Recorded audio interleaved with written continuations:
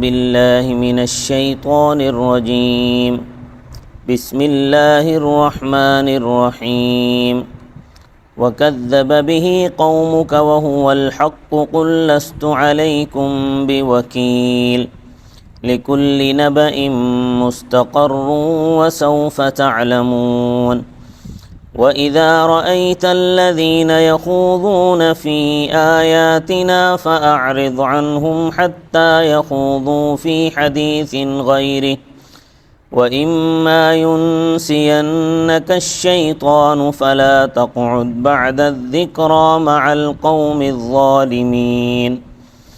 وَمَا عَلَى الَّذِينَ يَتَّقُونَ مِنْ حِسَابِهِمْ مِنْ شَيْءٍ وَلَكِنْ ذِكْرَى لَعَلَّهُمْ يَتَّقُونَ. وَذَرِ الَّذِينَ اتَّخَذُوا دِينَهُمْ لَعِبًا وَلَهْوًا وَغَرَّتْهُمُ الْحَيَاةُ الدُّنْيَا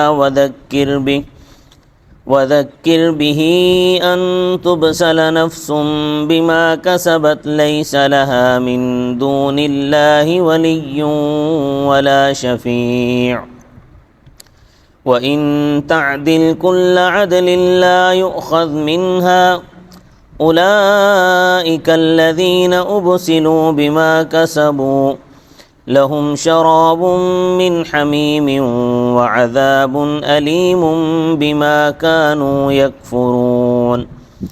صدق اللہ العظیم. گزشتہ آیت میں اشارہ تھا کہ تکذیب کرنے والوں پر عذاب جہاد کے ذریعے آئے گا، لیکن کفار نے اس کا ٹھٹھا اڑایا، اس کی ہنسی اڑائی، کیونکہ یہ مکی دور کے وسط کی بات تھی. تو مکی دور کے وسط میں مسلمانوں کو اپنا وجود باقی رکھنا مشکل ہو گیا تھا، تو جہاد کے ذریعے مکذبین کو سزا کیا چکھائیں گے؟ انہیں تو اپنا آپ مشکل نظر آتا تھا، اپنا آپ باقی رکھنا. تو اس لیے قرآن کی اس بات پر مشرکین ہنسی اڑاتے تھے. تو اللہ تبارک و تعالی نے اس کا جواب یہ دیا ہے کہ رسول قوم کے داروغہ نہیں ہے. داروغہ ماتحت پولیس کا ذمہ دار ہوتا ہے، رسول قوم کا ذمہ دار نہیں ہے. رسول کا کام ہے اللہ کی طرف سے خبر پہنچانا. رسول اللہ کی طرف سے خبر پہنچاتا ہے اور وہ خبر سچی ہوتی ہے، اور ہر خبر کے پورا ہونے کا ایک وقت مقرر ہے. کل امر مرہون بوقت، جب وقت آئے گا تو وہ خبر واقع ہوگی. جہاد کی شکل میں ان کو سزا ملے گی، تب یہ لوگ جانیں گے کہ لو یہ عذاب آ گیا. ہوا یوں کہ ہجرت کے 2 سال بعد بدر کا معرکہ پیش آیا. قریش کے 70 آدمی مارے گئے اور 70 ہی قیدی بنائے گئے. اور یہ جو 70 مارے گئے تھے ان میں اکثر قریش کے قائد، سردار اور سربراہوردہ لوگ تھے. جنگ ختم ہونے کے بعد 24 بڑے بڑے سرداروں کو ایک گندے کنویں میں ڈال دیا گیا. ان کی لاشیں ایک گندے کنویں میں ڈال دی گئیں. تیسرے دن آپ صلی اللہ علیہ وسلم سوار ہو کر اس کنویں پر تشریف لائے اور ان لاشوں سے خطاب فرمایا کہ مجھ سے میرے رب نے جو وعدہ فرمایا تھا اس کو میں نے سچا پایا. کیا تم سے تمہارے رب نے عذاب کا جو وعدہ کیا تھا وہ تم نے سچا پایا؟ یہی ہے وَسَوْفَ تَعْلَمُونَ. تو فرمایا وَكَذَّبَ بِهِ قَوْمُكَ وَهُوَ الْحَقُّ، اور آپ صلی اللہ علیہ وسلم کی قوم نے عذاب کو جھٹلایا جبکہ وہ برحق ہے. قُلْ لَسْتُ عَلَيْكُمْ بِوَكِيلٍ، آپ کہو کہ میں تم پر تعینات نہیں کیا گیا. لِكُلِّ نَبَإٍ مُسْتَقَرٌّ، ہر خبر کے وقوع کے لیے ایک وقت مقرر ہے. وَسَوْفَ تَعْلَمُونَ، سو تم جلد ہی اس کو جان لوگے، یعنی یہ جان لوگے کہ لو یہ عذاب آیا.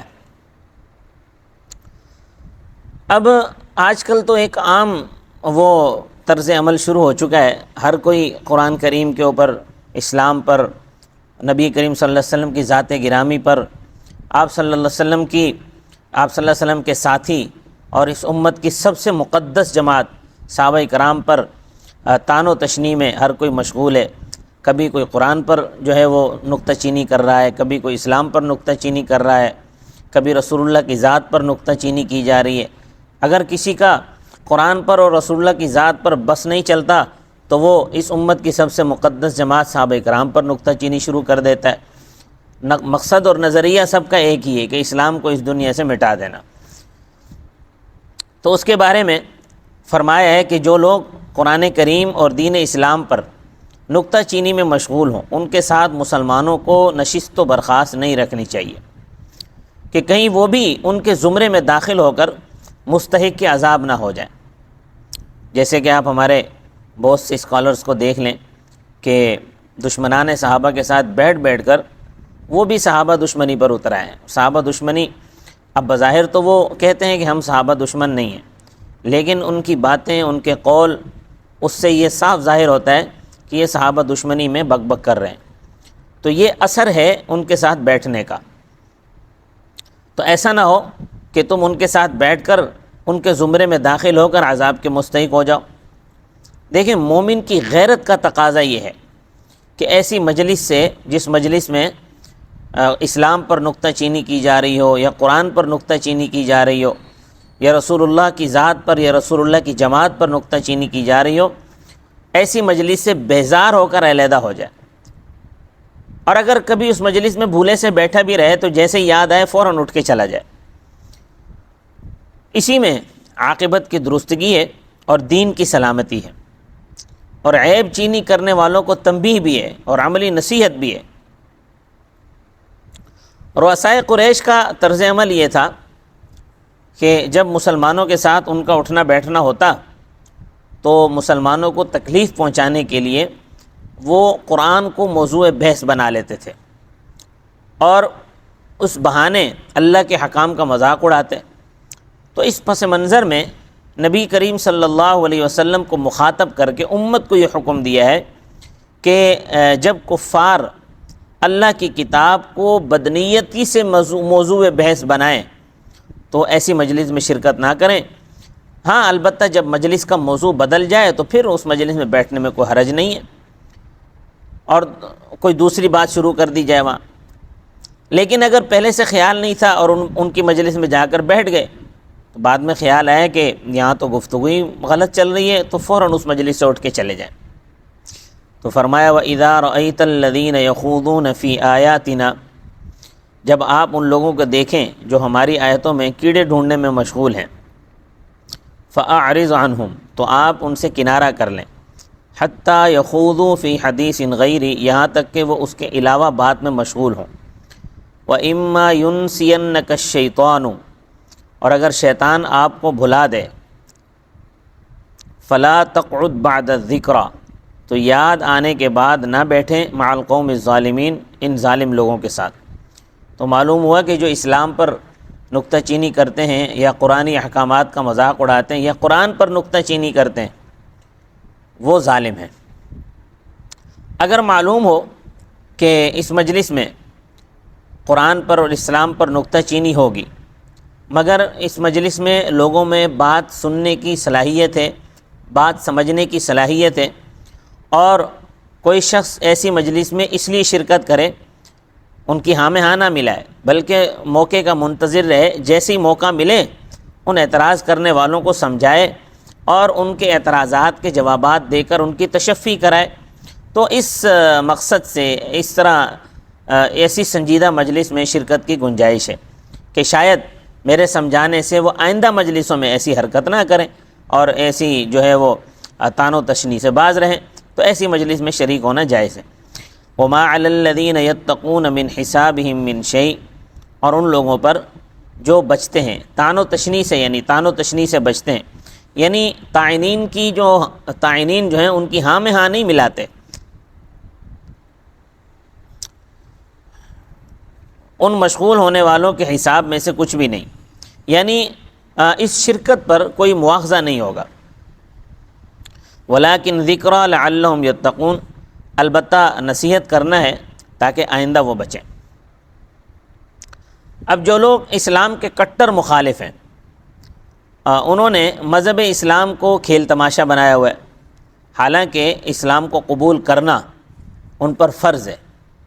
کیوں کہ اسلام لوگوں کی بہبود کے لیے نازل کیا گیا ہے، مگر دنیا کی زندگی نے ان کو دھوکے میں ڈال رکھا ہے۔ وہ کھاتے پیتے ہیں، خوشحال ہیں، اس لیے وہ اپنے دھرم کو ہی حق سمجھتے ہیں، حالانکہ یہ جو دنیا کی خوشحالی ہے یہ کسی کی مقبولیت کی یا کسی کی حقانیت کی دلیل نہیں ہے۔ تو ان کے بارے میں فرماتے ہیں کہ ان کو چھوڑیں، ان کی محفل میں شرکت نہ کریں، مگر ان پر بھی دعوت کی محنت جاری رکھیں، قرآن کریم کے ذریعے نصیحت بھی کریں ان کو، شاید کہ وہ سنور جائیں، شاید کہ ان کو بات کبھی سمجھ میں آ جائے، ورنہ اتمام حجت ہو جائے۔ نبی کریم صلی اللہ علیہ وسلم کا یہی طریقہ تھا کہ کٹر سے کٹر مخالفوں کو بھی آپ صلی اللہ علیہ وسلم قرآن سناتے تھے۔ اب جو لوگ دنیا کی لذتوں میں مست ہو کر آخرت کو بھلا بیٹھیں تو آخرت میں ان کا نہ کوئی حمایتی ہوگا اور نہ ان کی کوئی شفاعت کرنے والا ہوگا، نہ ان کا کوئی سفارشی ہوگا، اور کوئی بھی دنیاوی بدلہ دے کر، کوئی بھی بدلہ دے کر عذاب سے چھٹی نہیں ملے گی۔ اگرچہ وہ دنیا بھر کا بدلہ پیش کر کے عذاب سے جو ہے وہ چھٹکارا حاصل کرنا چاہیں گے، لیکن ان کو چھٹکارا نہیں ملے گا، ان کو سخت عذاب سے پالا پڑے گا، پینے کو کھولتا ہوا پانی ملے گا۔ اللہ وحدہ لا شریک لہ کا انکار کرنے کی وجہ سے یہ دردناک عذاب ہوگا۔ فرمایا وَذَرِ الَّذِينَ اتَّخَذُوا دِينَهُمْ لَعِبًا وَلَهْوًا وَغَرَّتْهُمُ الْحَيَاةُ الدُّنْيَا، اور آپ ان لوگوں کو چھوڑیں جنہوں نے اپنے دین اسلام کو کھیل تماشا بنایا ہے۔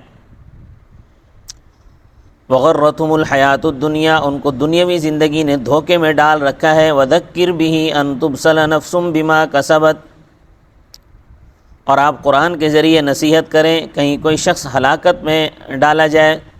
لَيْسَ لَهَا مِن دُونِ اللَّهِ وَلِيٌّ وَلَا شَفِيعٌ وَذَكِّرْ بِهِ أَن تُبْصَلَ نَفْسٌ بِمَا كَسَبَتْ، اور آپ قرآن کے ذریعے نصیحت کریں تاکہ کوئی شخص ہلاکت میں نہ ڈالا جائے اس کے کرتوتوں کی وجہ سے۔ لَيْسَ لَهَا مِن دُونِ اللَّهِ وَلِيٌّ وَلَا شَفِيعٌ، حالانکہ اس کے لیے اللہ کے علاوہ نہ کوئی حمایتی ہو نہ کوئی سفارشی۔ وَإِن تَعْدِلْ كُلَّ عَدْلٍ، اور اگر وہ سارے ہی بدلے دے ڈالیں، لا يؤخذ منها، تو اس کی طرف سے قبول نہ کیا جائے۔ اولئک الذین ابسلوا بما کسبوا، یہی وہ لوگ ہیں جو ہلاکت میں ڈالے گئے۔ لہم شراب من حمیم وعذاب علیم بما كانوا یکفرون، یہی وہ لوگ ہیں جو ہلاکت میں ڈالے گئے اب ان کے اعمال کی وجہ سے۔ لہم شراب من حمیم، ان کے لیے کھولتا ہوا پانی ہے، وعذاب علیم، اور دردناک سزا ہے، بما كانوا یکفرون، اس وجہ سے کہ وہ اللہ کا انکار کیا کرتے تھے۔ صدق اللہ العظیم۔